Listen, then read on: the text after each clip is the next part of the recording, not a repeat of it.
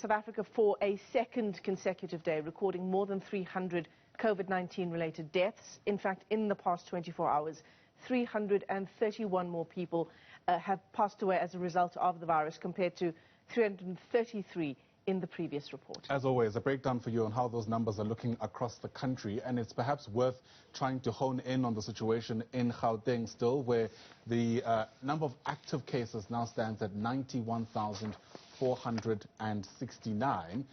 Over the past 24 hours or so, there have been about 12,513 new infections. It is still lower than the record-breaking jumps we saw over the weekend.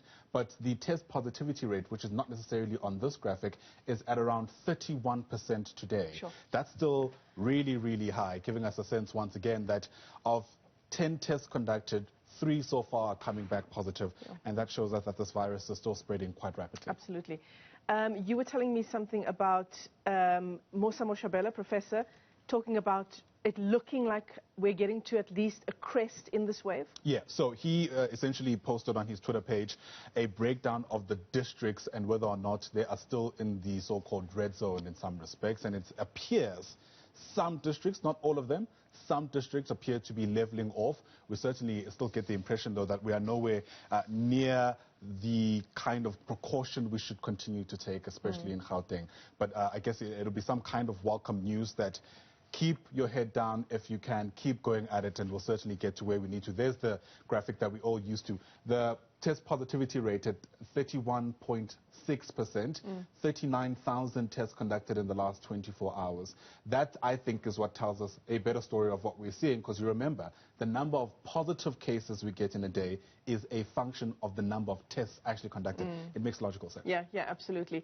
I mean, look at the number of active cases we're now seeing in the country, 185,417. If we compare that to our total caseload, we're now angling for 2.1 million. In Gauteng, we've got 7,543. That's the new infections. Of the total caseload, I do believe that we're sitting at about a third of new infections in Gauteng. I can't see that number. If you can, I think it's 709,000. So a third of all the country's total confirmed infections since the start of the pandemic in Gauteng. Yeah, incredibly important to note also how some of the other provinces have now dipped below the 1,000 mark. If you look at KwaZulu-Natal, for instance, 702 infections in the last 24 hours. The Northwest, only the Western Cape and Gauteng still recording 4-digit daily caseloads, if you like. So really important to see how that fares. As always, we'll also take a look at how the vaccinations are coming along, mounting criticism against government for the ways through which they're treating vaccines over the weekend. No surprises then that we have a markedly different picture for you today, the kind of numbers we've been used to for quite some time. So these are the total number of vaccines administered in the last 24 hours, broken down for you provincially. And again, those numbers we used to: 30,000 in Gauteng, 28,000 in total in KwaZulu-Natal, and about 25,000 in the Western Cape. Yeah, the Eastern Cape with almost 21,000 vaccines, doing quite well, not as well as we'd hoped we would be doing by now. The total number of vaccines administered in the last 24 hours, 137,367. Still a far cry from the 300,000 that we were angling for in terms of getting vaccines done. Look, we're not going to get to herd immunity, which is around, 40 million people vaccinated. The President had said by the end of the year, you'll remember that goalpost was moved then to March of 2022. It's looking still, even for March 2022, unlikely. That's unless we seriously ramp up the administration of vaccines over the coming days, weeks, months. A lot of emphasis being placed on the supply of vaccines until this point. I think we still need to have a conversation around the demand for vaccines. You're still having instances where people at vaccination sites are sitting there doing nothing because individuals are simply not rocking up to actually receive the jab. Comes as no surprise, some kind of circular being issued yesterday that those who are over 50, look, if you have the time and there's a site near you, rock up. And quite frankly, the directive is to both private and public sites to actually administer the vaccine. It makes no sense in a context where it's actually a race against time for vaccines and doses to be sitting there not being used because there aren't people taking it up. I have a sense that in the next 2 weeks even, we might start needing to talk about over 40s now coming to the fore. Yeah, Especially I'm on board with that. Yeah. In a context where people are just not coming forward, why not just have some kind of agility and adapt? Yeah. There's still demand out there for people who are just not eligible yet. I mean, I shudder to think that we might actually be getting to a stage, because if you open up a vial, this is what experts are telling us. What is it? 6 people can be vaccinated from one vial, depending on which vaccine you're talking about. So they have to wait, in most cases, wait for those 6 people to be in one clinic at one vaccination site so that they can administer those vaccines. I shudder to think that any vaccines are being thrown away at this point. Let's see what happens. My sense is that, again, we need to respond to what we're seeing on the ground. Now that we have enough vaccines in the country, let's try and make sure that we get them in people's arms as quickly as possible. We stay with COVID-19. Limpopo declaring that it's now in the 3rd wave of infections, with the surge in cases attributed to this Delta variant. Officials in that province saying 2 main private hospitals are already filled to capacity, with the worst expected to come still. Meanwhile, Health MEC Dr. Poppy Ramathuba says public hospitals are also nearing their bed capacity. If you look at the past 4 days, we have been able to jump from the 24-hour increase of 300 or even less number of cases, jumping to 1,200 up to 1,790 cases.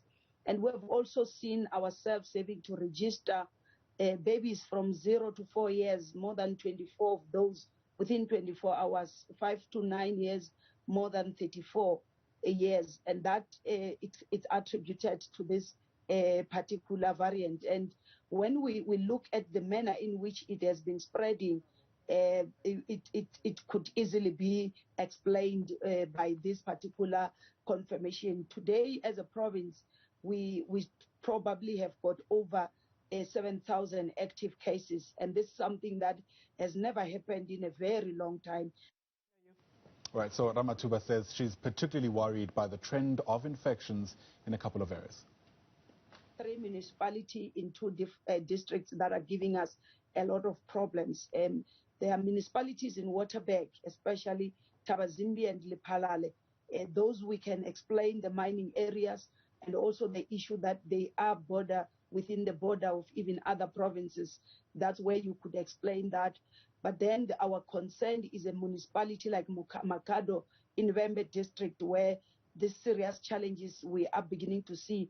And what is worrying us more, Kathy, is that in this particular municipality, you find 6 to 7 people sharing a surname and an address. And when we do more tracing, you realize that indeed these are family clusters that you might explain by saying one person went to attend any gathering, whether it's political or whatever it is, any gathering, whether it's social, could have got infected and come back and infect the whole family.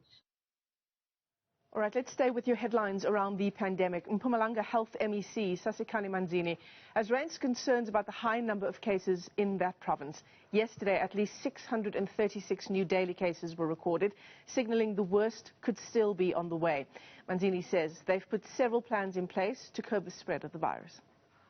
Currently, we are concerned because we are seeing the number of active cases that need an urgent attention, because we are sitting at 6,467, which is 6.5%. And that on its own is something that we're always saying to our communities, let us adhere to the health protocol so that we don't see our numbers increasing.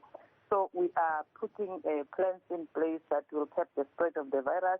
Of course, if you want to deal with the COVID-19, you must focus on your contact traces and your case management and your case follow-up, so that we are able to deal with the source of the ongoing community transmission that we are seeing currently in the province, of which is something that, as a province, we are now putting teams in place in the different municipalities, focusing on the hotspots that I already the top 4, City of Mbombela, Malahlen, Sipset, and Garden Bay.